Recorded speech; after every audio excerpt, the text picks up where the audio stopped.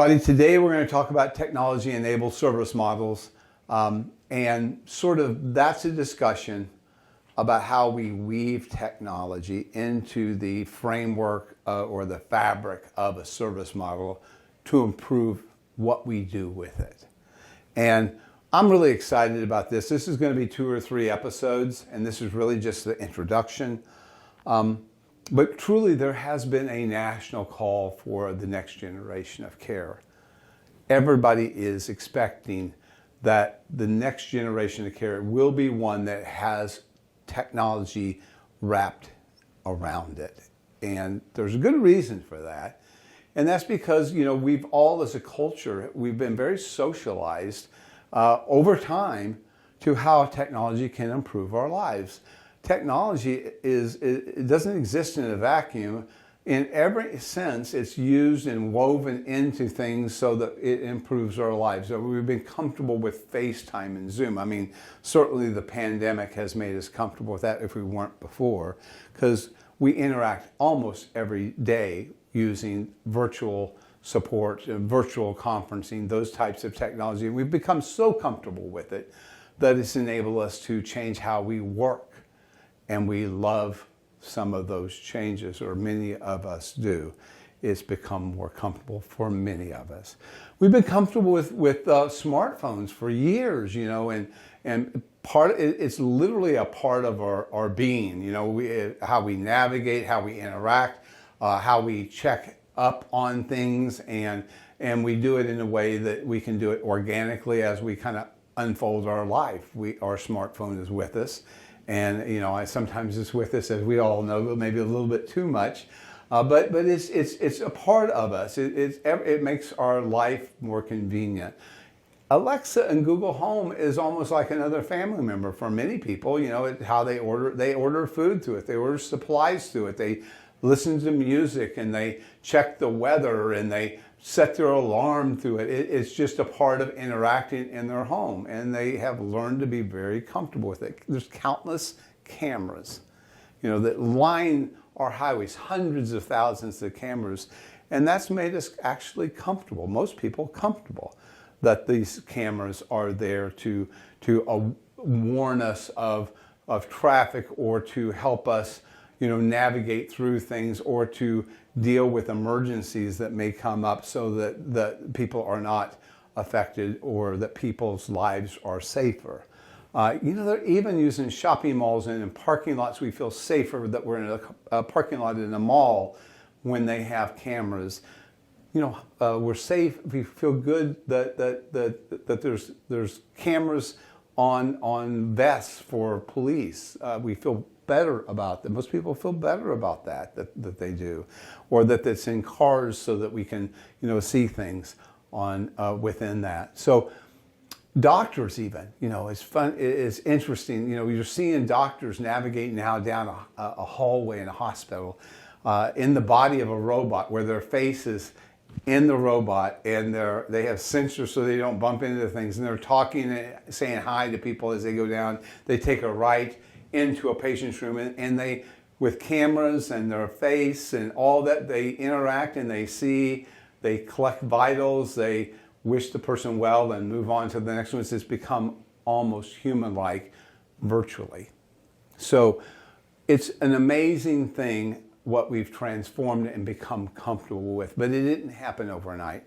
It's a submersion, almost a culture where we've submerged ourselves in it.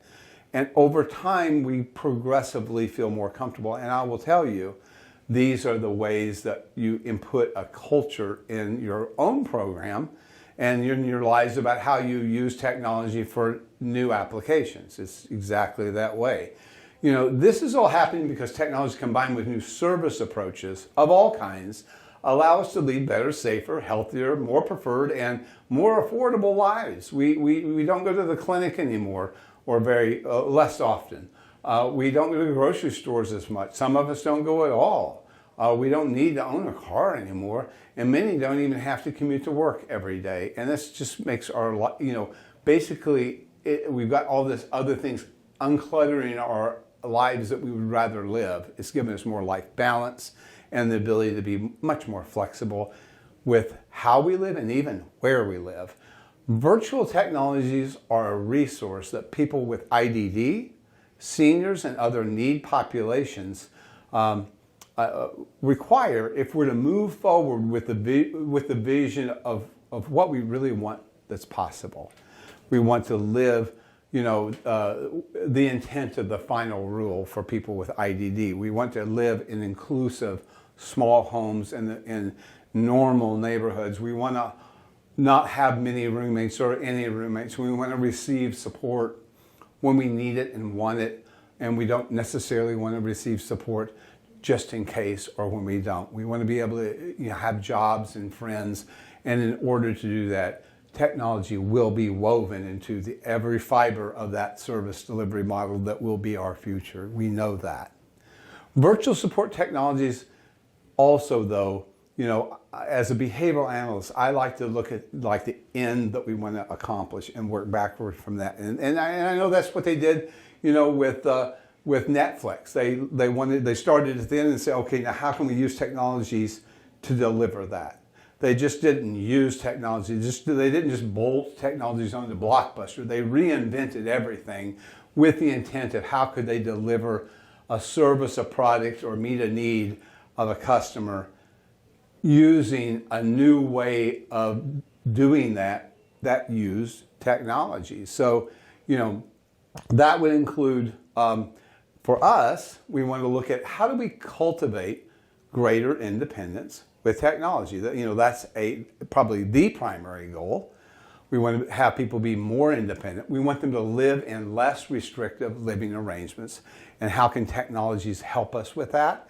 How can they be embedded into service models that allow us to do that? How can we empower individuals to actually self-direct better, ask for help, get help that they need? How can we use technology to empower people to get help and empower people to control things better?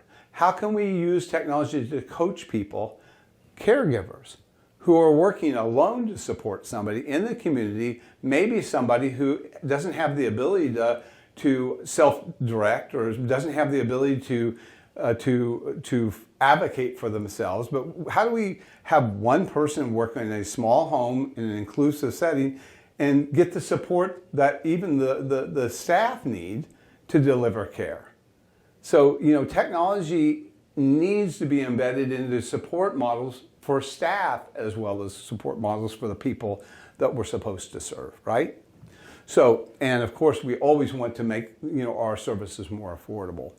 Virtual support technologies include intelligent home automation, health, behavioral, and safety sensors, communication technologies, cameras in common areas of a home that require virtual support to be delivered. It includes intelligent software that basically can be omnipresent and filter in needs for support or accept self-direction requests for support and pinpoint times when support's needed, but otherwise, protect privacy and filter out times where help isn't needed, right? So the software is an incredibly important component of that. These technologies will allow remote support professionals to see, to hear, and to speak, and to feel, and to help, automate, help people in their natural homes, help them with medication, help them, make sure that they're safely cooking, help them with stranger danger, these kinds of things. And if we can do that, then of course we can help people live a better life. Like all interventions to improve care for one's own life, what's best for each person should be a matter of their own personal choice, where people are educated on the options available and free to select how they want to live and the supports they need and how technology is even used in their lives. Some people like to go to the store and some people want to get the store delivered to them.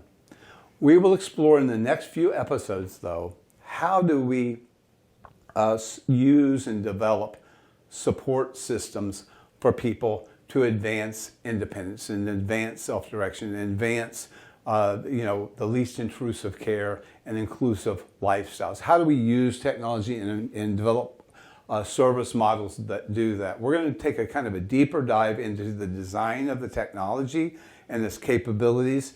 We're going to feature iLink in our system and explain how it's used and what kind of capabilities it has and what it still needs to develop to advance what we hope to advance.